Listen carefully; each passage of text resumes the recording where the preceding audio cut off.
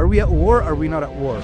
China has been definitely a player in all our lives. CEO of BYD, a photo of him sitting on a train on the way to work. When BYD started really taking off is when guys like Warren Buffett, Charlie Munger, Lilu, BlackRock, Vanguard started investing into BYD. I think the bigger issue is there is a major threat to globalization. Now the thing is, this competition that it's driving is really good, because in the sense that every time you bring in a new component, it allows those large monopolies, right, to wake up and say, you know what, maybe we are taking advantage of some of the parts. Like I was hearing how NVIDIA at the beginning, they could call whatever price that they wanted on the parts.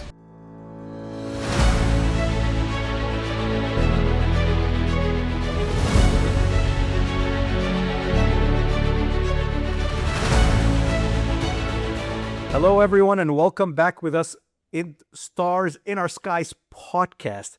We are glad to have you back. We've had a great lineup of stars in our sky. Fantastic. We got a great topic for you today.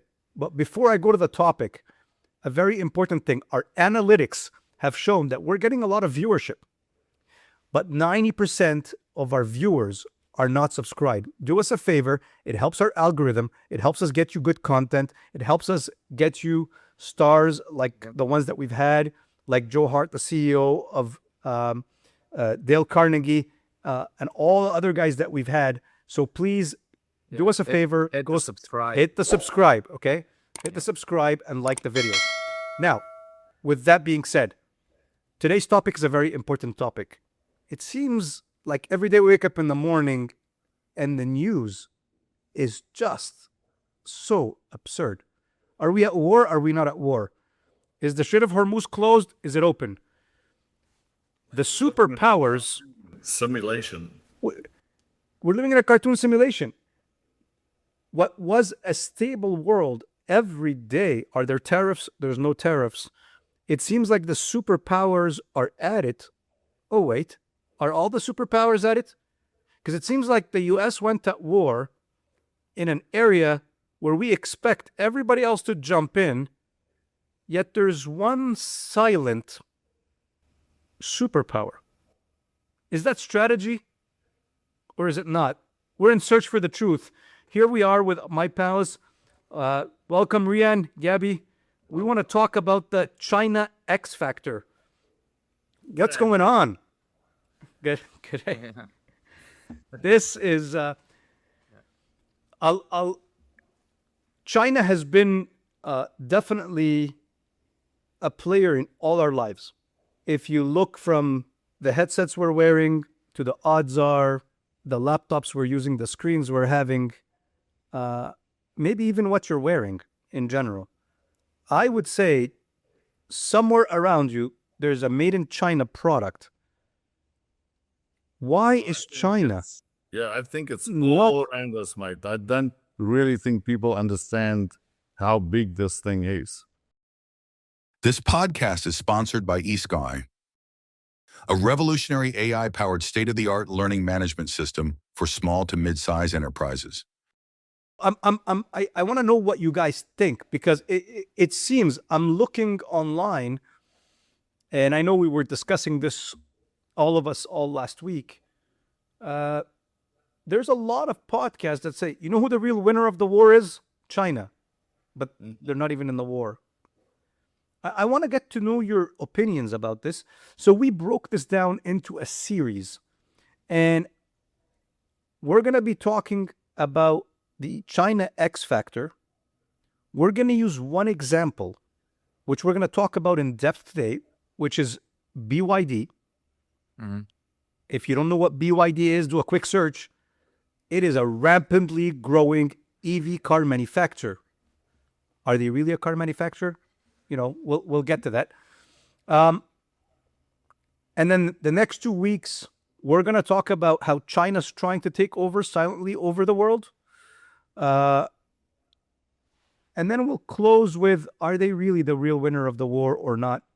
And hopefully other things will unfold as we're waiting. This is life. So Are you guys ready to listen into a quick video just to introduce our topic? And then we can start debating it with each other. Let's do it.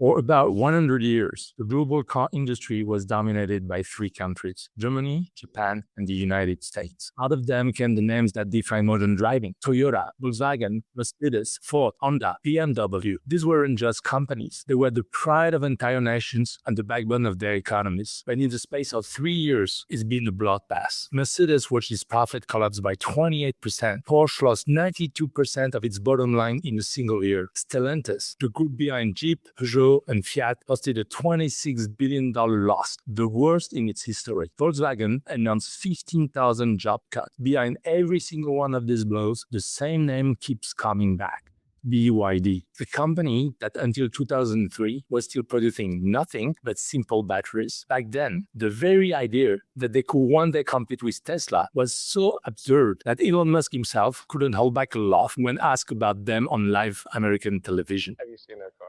Today, Musk isn't laughing anymore. BYD sells more electric cars than anyone on the planet. How did a small battery workshop bring the entire car industry to its knees in less than a decade? What's their secret weapon? And why is nobody talking about what's really happening behind the curtain? Because BYD didn't rise out of nowhere just like that. All right. Very interesting stuff. I think it's Riyadh. very interesting. Let's start at the start. What does BYD stand for?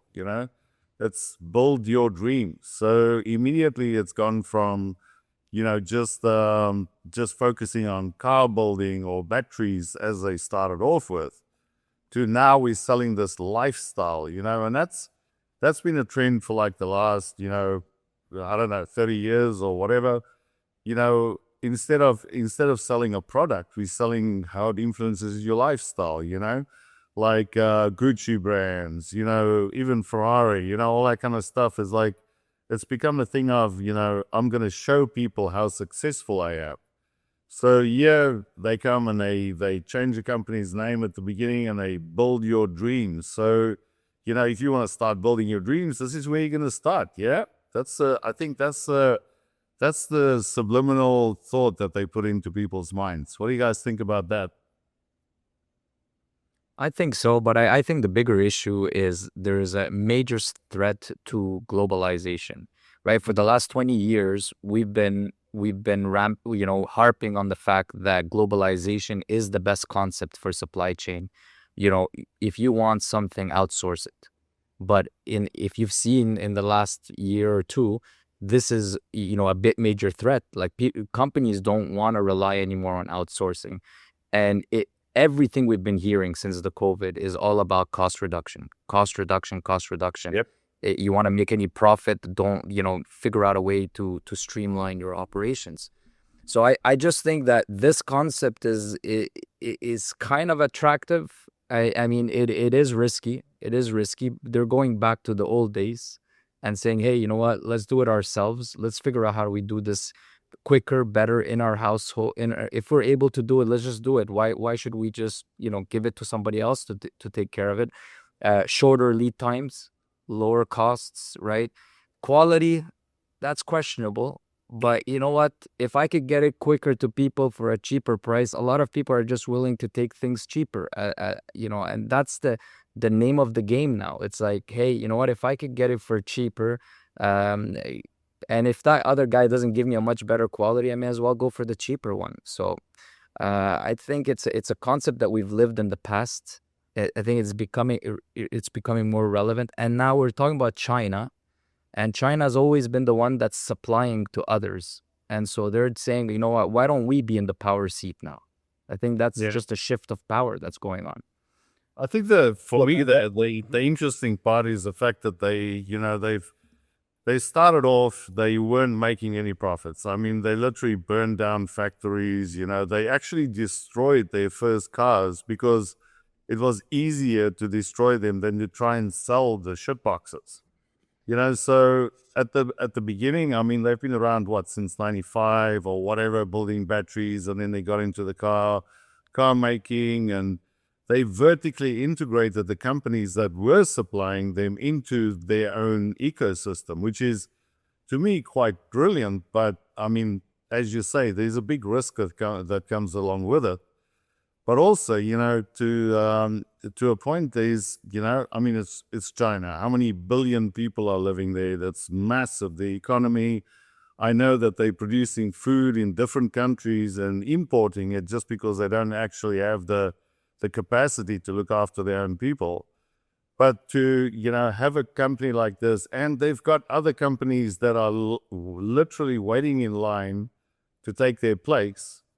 I think it's a brilliant concept from a national perspective, but from a company perspective, there's definitely some threats there to this. But the interesting one, I saw yesterday a report that the CEO of BYD, a photo of him sitting on a train on the way to work. I think the guy's worth like $30 million or whatever. I mean, it's like $1 trillion yen or whatever. But, just to see him interact with people on a train, going to work, that's his, philosophy, know what the people want and then produce that. But then, you think globally, like the bigger markets, like America, they need us for this. But yet, the cars are banned at the moment. I'm sure there's at some stage going to get unbanned. But it's more technology company than what it is a car company to me. Cancel.org, redefining global consulting, delivering world-class solutions through proven methodology, measurable and sustainable results. Well, I like what you bring. Okay, so yes, they are banned in the U.S. for now. Yeah. I don't know, and that's something I'd like to get both your opinions on after this next video, because Canada's allowing a limited number, but they're opening the doors. Are they asking for troubles? And then you speak of this humble guy. You don't hear much of the Chinese billionaires. There's more in China than anywhere else in the world. Anywhere else in the world? Yeah. So here's the story of that. Let's take a listen, and then we'll come back, and I'd like to get your opinion on, is Canada doing the right move, yes or no? We are operational excellence guys, and Lean, what lessons do we get from a country that was known for cheap product? Okay? If you remember when you would say, man, it's made in China, right? That had a connotation. Yeah. I went to, when we were in Dubai, I went in a BYD, and I'll talk to you guys about that experiment. But let's listen in, and let's go together from there, okay? Cool. So the real question is how? How does a Chinese company most people couldn't name 5 years ago pull off something no Western car makers saw coming? Cheap labor doesn't explain it. Plenty of other Chinese brands had the same advantage and went nowhere. What BYD actually built is the part Mercedes and Toyota should have been studying 10 years ago. And to understand what they built, you need to know who built it. His name is Wang Chuanfu. In 1995, he was a 29-year-old engineer who borrowed $40,000 from his cousin and rented a small workshop in Shenzhen to start making rechargeable batteries. Within 7 years, he was supplying Motorola and Nokia. By 2003, BYD was the biggest battery maker in the world. That same year, Wang did something nobody understood. He took the money and bought a bankrupt state-owned car factory in the middle of nowhere. His own investors tried to stop him. BYD's stock dropped by 2.7 billion Hong Kong dollars in 2 days. The Chinese business press called it a joke. A battery guy working into one of the most capital-intensive industries on the planet. Wang didn't even have a driving license, but his logic was simple. The future of the car, he believed, wasn't the engine, it was the battery. And nobody on earth knew more about batteries than him. Everyone else was trying to figure out how to electrify a car. Wang was trying to figure out how to build a car around something he already mastered. It would take him 15 years of humiliation innovation before the rest of the world understood what he was actually doing. And during those 15 years, while journalists laughed at his cars and Musk was mocking him on television, Wang made 3 decisions that would quietly change everything. The first was to refuse to depend on anyone. Tesla buys its batteries from Panasonic. Volkswagen relies on hundreds of outside suppliers for chips, motors, electronics, even the glass. BYD decided to build everything in-house. The batteries, obviously, but also the semiconductors, the motors, the power electronics, the windshields, the headlights, down to the software running inside the dashboard. When the global chip shortage paralyzed the entire auto industry in 2021, BYD just turned up the dial on its own chip factories and kept delivering. When lithium prices exploded, they were already digging their own in Tibet and South America. Every crisis that hurt their competitors made them stronger. The second decision was a bet on the boring option. While Tesla and every Silicon Valley commentator was evangelizing pure electric vehicle, Wang quietly poured resources into plug-in hybrids, cars that run on electricity for daily commutes and switch to gasoline for longer trips. In California, it sounded like a compromise. In most of China, where charging stations were rare outside the big cities, it was the only thing that actually made sense for hundreds of millions of people. By the time BYD was selling more PHEVs than Tesla was selling EVs in total, the Western press was still debating whether hybrids were even the real technology. That compromise gave BYD access to 500 million Chinese consumers Tesla could never touch. And once they had that volume, the economics of scale did the rest. The third decision was the one that closed the trap. In 2020, BYD released the Blade battery, a different chemistry, lithium iron phosphate, instead of the nickel and cobalt mix everyone else was using. It was cheaper to produce, it didn't catch fire when you drove a nail through it, and it lasted longer. That last part matters more than it sounds. It meant BYD could sell cars at a lower price than Tesla while claiming a genuine safety advantage. 4 years later, Tesla started buying batteries from BYD for its own cars. Let that sink in.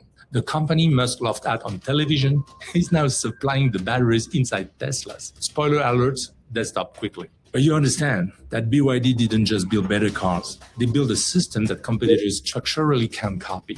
At least, that's the official story. All right. They build a system. System, guys. Okay, so very quickly, opinions. Rian, what's your take on what we just watched?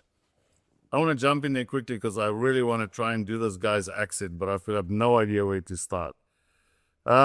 My main thing here is when I researched this a little bit, I had a look at everything else. And when BYD started really taking off is when guys like Warren Buffett, Charlie Munger, Lilu, BlackRock, Vanguard started investing into BYD because they could obviously see the potential there. And these guys love, Warren Buffett, if he's going to invest in something, you might as well just throw money at him and let it happen. So they got a boost of capital investment. They've got, trust shown by the US investors. I just think that they had a formula from the start, which they refined because they took a step back, such as continuous improvement. We talk about it all the time.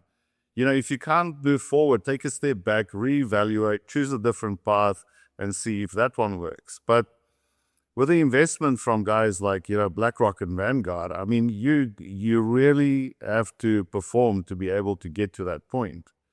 And just purely from a sexy perspective, have you seen their cars now? These things can hop, they can jump, they can get themselves out of four-wheel drive, situations in a desert. They're making Good-looking cars. They're making them cool, Yeah. At the beginning, they look like absolute, like Corollas. No offense towards anyone that likes Corollas or Camrys. But, at the moment, for me, the cool, it's just they're making it cool. And now they've just released 3 days ago, they released the 1,000 horsepower electric car that can do 0 to 60 in under 2 seconds. It can, the range is like 500 to 600 miles on a 5-minute charge. They really are, it's like, They are just charging ahead, and everyone else at some stage, it's going to be interesting to see if they follow or if they take some learnings out of this and build on the strategy behind it, not just, hey, we're going to build a car, cool.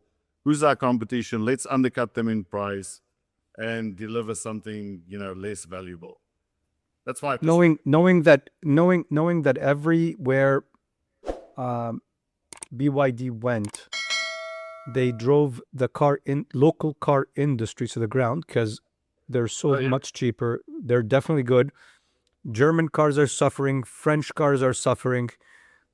In Brazil, the automakers are suffering. So even in South America, in Mexico, local manufacturing of American and German cars are suffering. Is Canada doing the right move by allowing BYD to come in? What do you think, Rian?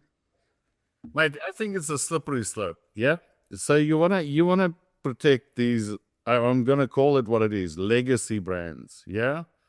Look in America now. You want to go buy a decent truck, you're gonna pay between 80 and 100K, and it's not anything special. It's just cool. So for me, at the end of the day, I go back to my family in South Africa, every couple of years or whatever. I tell you what, more than every second car on that road, in Johannesburg, Cape Town, everywhere, are BYD cars. So, it's like, it's not even funny for the people there anymore to trust the Chinese cars. I mean, remember when Hyundai came out and Kia? It took years for people to trust the brand because it was like, oh no, they're going to fall apart, until they brought out their lifetime warranty or 7-year engine warranty, all that kind of stuff. And I think what Canada is doing, it's a slippery slope, but is it in the right direction or is it in the wrong direction? And that's the thing for me. So are you willing to give up a market share that was previously owned by, let's say, premium cars from Germany, France? Even Volkswagen, they were producing cars in South Africa at a stage. Australia stopped their car manufacturing altogether because it just doesn't work, because China's taking over. But BYD is even exporting to Australia now. So, I think, and this comes back to my, thoughts about China, wars, all that kind of stuff. Back in the 50s or 60s, it was declared that they are going to take over the world, and it will not be through violence.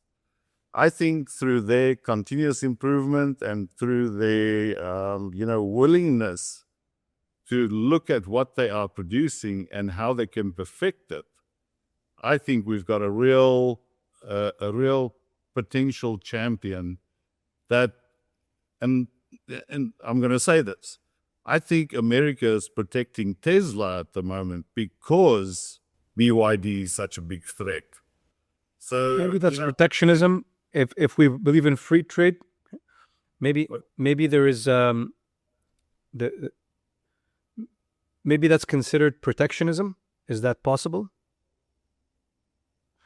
So whatever the United States is the United States as culprit as China? But Gabby, let's move to you on something. In the video, they talk about them going back to companies being vertically integrated. And it seems that when the chip shortage happened, it's what saved BYD. So while everybody was fighting, especially now, everybody's looking for chips because of AI data centers and stuff. Is that... I hear Elon Musk is right now partnering up with Intel. What's your thoughts on that? And then we'll talk about, is Canada doing the right move? Go Lean It. Go Lean It offers a symphony of efficiency through lean services and solutions, driving scalable and sustainable results. Visit goleanit.com. Well, look, I think from a global standpoint, I think it's a threat, but from having an operation standpoint and supply chain, it is a smart move, because what you want is not to rely, right? You don't want to end up in supply chain delaying every cost that you add, it's just going to be astronomical. Now, the thing is, like, this competition that it's driving is really good, because in the sense that every time you bring in a new component, it allows those large monopolies, right, to wake up and say, you know what, maybe we are taking advantage of some of the parts. Like, I was hearing how NVIDIA at the beginning, they could call whatever price that they wanted on the parts, right? And the consumers, because they're desperate, and the main companies that are manufacturers are desperate to have their parts, they will just take it for whatever the price. So the consumers pay the price at the end, right? So I think the vertical approach is good, and definitely is going to help the consumers, right? Where our biggest expenses, if you look at any of our expenses, cars are from our top expenses. And me, I'm looking for a car right now. I want to look for a car that will be the most affordable, because I know it's a waste at the end of the day, right? It's not an investment. A car is not an investment. I'm not going to go for the fanciest car, because I know that it's going to depreciate and we're wasting our money. So I'm trying to find a reasonable cost to maintain our living. So I do think it is good. Where I think it is a threat, though, that vertical system is the aftermarket, right? And think about anything that you've ever bought that was a huge a huge cost. What do you do in the aftermarket? What do you do when it breaks down? That's really the issue. Because the first buying, that's easy, right? But what do you do when you have to return it? What do you do when you have to fix it? That's where I find a lot of that vertical concept goes back to the 60s, right? That's where all the manufacturers struggled, and then they had to, go on outsourcing and doing other models. So we're going backwards? Is that your opinion? Or is there... In one way, we could struggle. I'm foreseeing that they're gonna have that challenge, because Okay. it's more of a model on quantity and let's get it out of the door, as opposed to quality. That's where they're gonna maybe hit a wall at some point and say, well, you know what?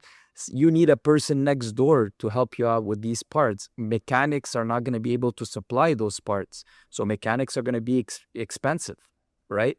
When you're going to get a recall, what are you going to do? Maybe you won't have recalls, right? You're going to have issues and you're going to have to live with it. So there are certain components of the aftermath that I don't know how well it's been studied. Usually you need lots of data in, lots of trials before you make these conclusions.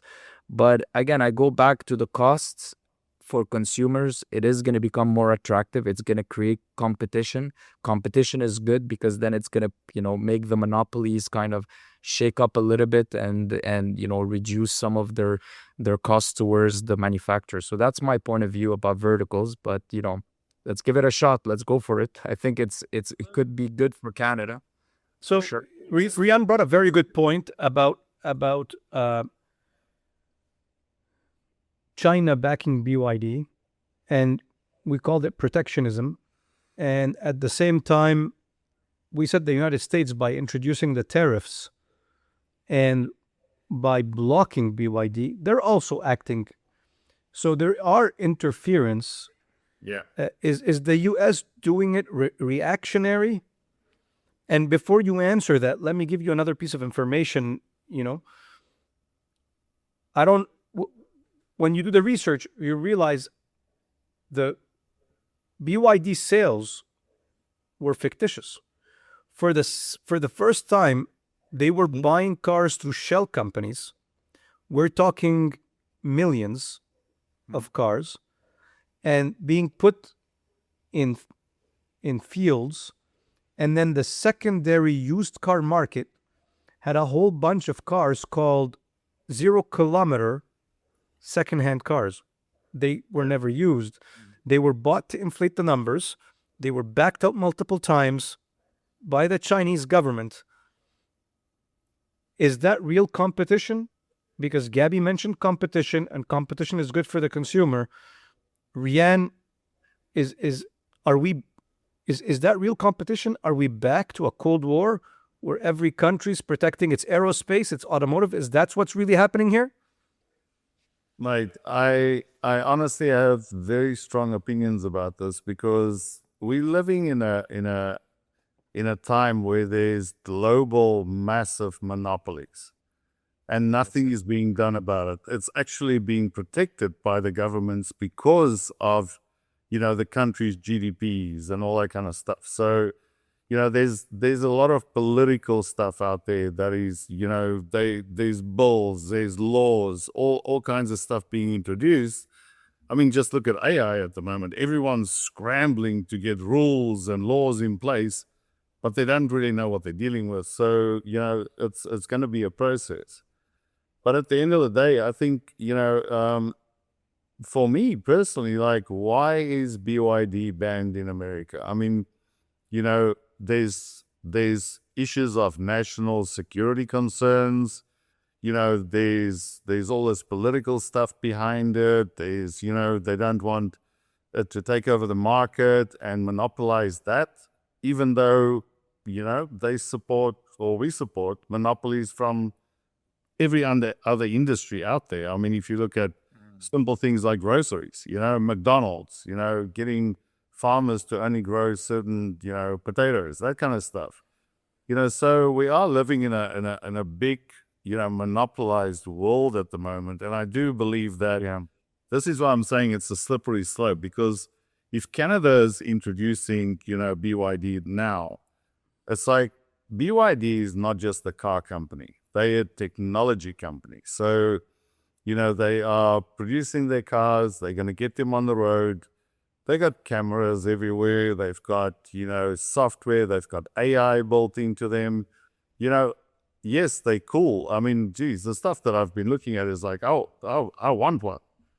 But the first thing, can we switch off all the surveillance stuff? Can we switch off the self-drive functions? All that kind of stuff. So yes, I do believe there's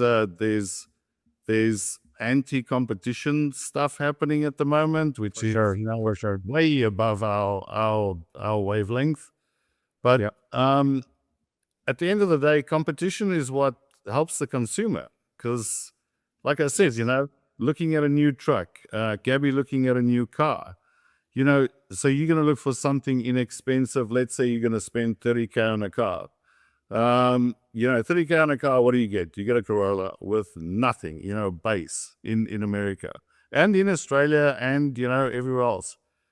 BYD's got a car that's $12,000, off the line, 100% with every piece of technology that Tesla has to offer and more. And they're selling like hotcakes because they're cool. Yeah. They're like remember back in, I don't know, we won't remember, but I've heard stories, Malik might remember back in the 60s, like the Minis. Minis were on the road in South Africa. It was like a cult following, You could see people stopping on the side of the road and swapping the engines out because they were so bloody unreliable. But it's like the Jeeps nowadays, the Wranglers. Everyone waves at each other because they're in a club. It's like, I do believe that competition should be more prevalent. And I honestly believe that's the best for the consumer. Malik, we have an example of that, actually. We actually have a real example. Malik, you remember we had good conversation with the billionaire from Egypt once, and how he wanted to invest in Canada, right? Yes. And I feel like it's a similar story, but he wanted to. So that's when Naguib Sawiris wanted to come in, and he got blocked. Company. Yeah, and he had a network company, and we all know that the prices of the cell phones and the prices of the internet were kind of capped at a certain number. Rogers and Videotron and Bell lobbied hard. They made him. He says Canada's the worst. Sitting with him. He was speaking specifically about Quebec, but yeah, like he tries to get even Ontario. It was wind. He had majority shareholding in Wind Mobile, and they blocked. And I agree for that. So because it's a major threat. It's a major threat. I mean, imagine you have to cut your margins by like 90% because someone came up with a faster way to get from A to B. This podcast is sponsored by eSky, a revolutionary AI-powered state-of-the-art learning management system for small to mid-size enterprises. But why are we charging 90% more? I mean, it's like, is the profit margins massive? Is there something, is the regulations not allowing it? So, we got to, and that's something with the continuous improvement part of this. And, it's like, specifically for me coming from manufacturing, is how do we allow our companies to become more efficient, not get rid of people, not rely just on AI, but actually build something that can compete with us? And So we can can't compete, why are we charging so much more for the same thing? Is it just pure profits? If once your profits goes over $1 billion, I mean, how many more billions do you need? It's like, at some stage, people need to, I think, personally, my opinion is we all need to change our way of looking at this and change our way of, thinking about what is good and what is not so good.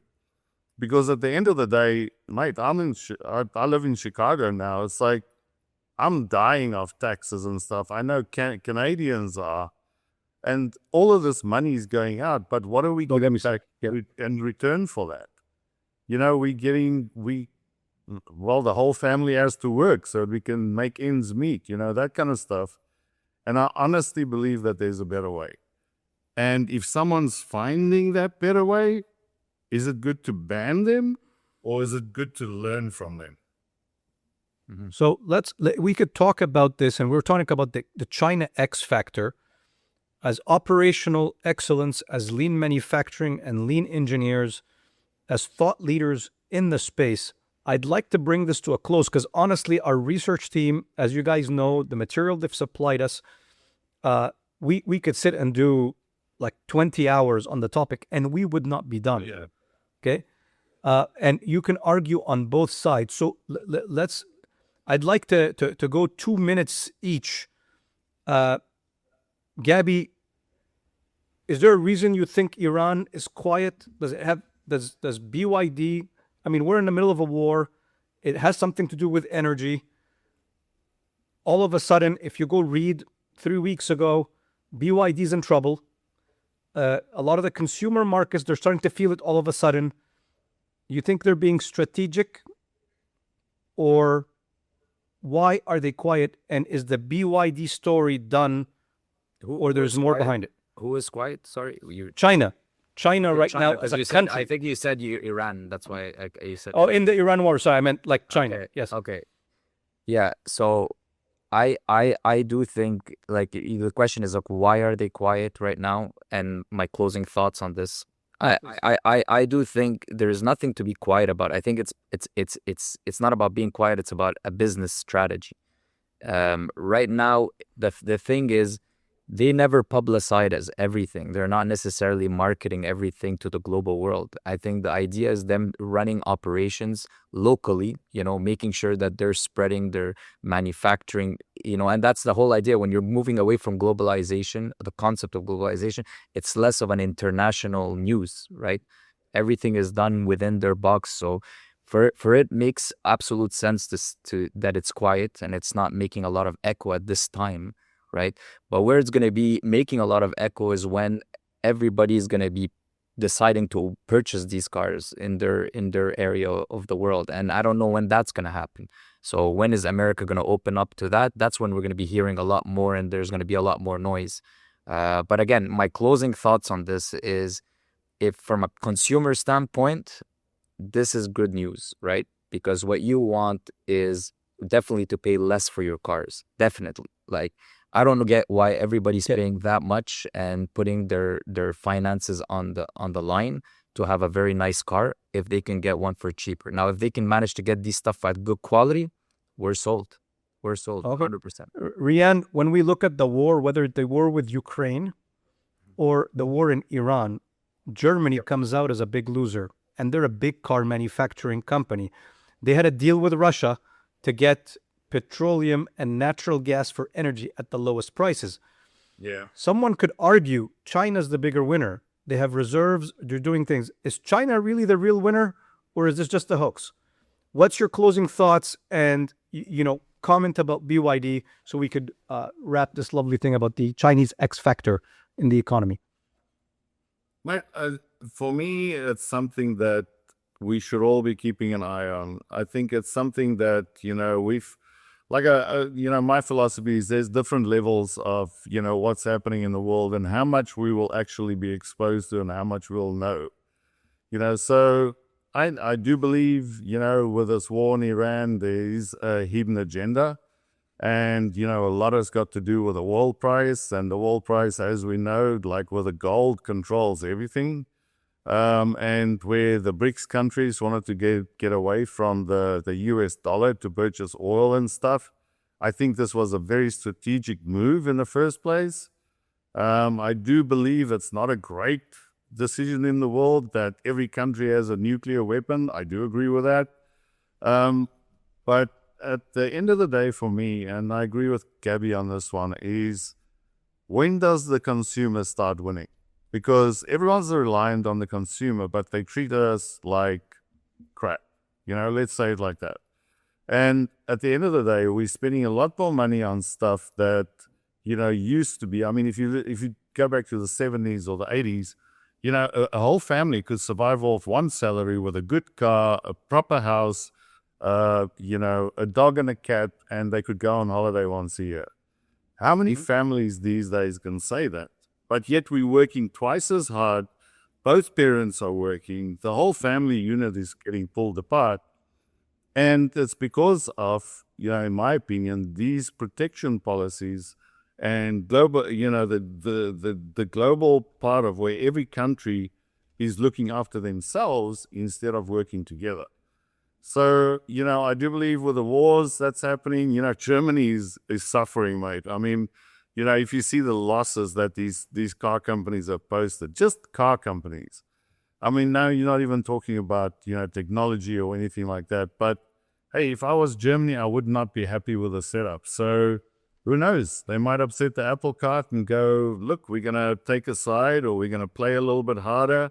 I mean, the whole of Europe at the moment is in shambles. So, maybe they'll get their shit together. I don't know. But for me, at the end of the day, it's all about people surviving. I mean, we're building 200,000 robots, a year now, all of a sudden. I thought we were overpopulated. Where's the robots going to live? There's, to me, sometimes a lack of logic, and we put technology ahead of the humanistic qualities that we should be looking after. Thank you, Rian. Thank you, Gabby. Appreciate you guys. So, guys, tune in. The China X factor is a lot bigger. We just scratched the surface. Okay. Oh, really? Why are they not talking? Could it be that the Chinese government is simply following what Napoleon Bonaparte said? Never interrupt your enemy when he's making a mistake. That could be it. Okay. But all I know is one thing. The Chinese government has published 15 industries where they want to dominate, and they're going to do it without war, as Rian has mentioned. There is definitely a China X factor, and there is a new world order. There are people going out of OPEC. There are talks of people trying to exit NATO. What's happening? You better tune in next to the rest of the series. And the only way you're going to get to know about what we're talking about is if you subscribe so that you can get the notifications as soon as they come out. We look forward to finding the truth for you. Thank you for tuning in to Stars in Our Sky, and we look forward to bringing you more stars in the upcoming episodes. Have a good one. Guys. Thank you, guys. That's awesome. Take care, everyone.